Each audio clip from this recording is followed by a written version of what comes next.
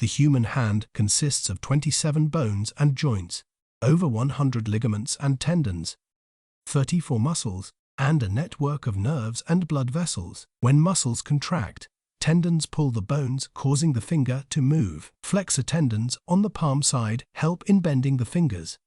A jersey finger refers to a rupture of the flexor tendon.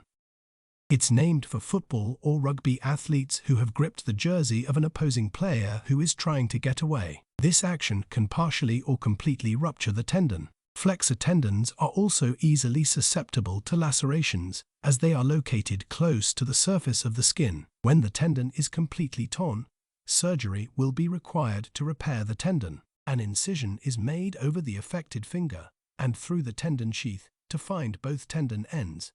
The two ends are stitched back together using special suture material and a technique developed specifically for this type of injury.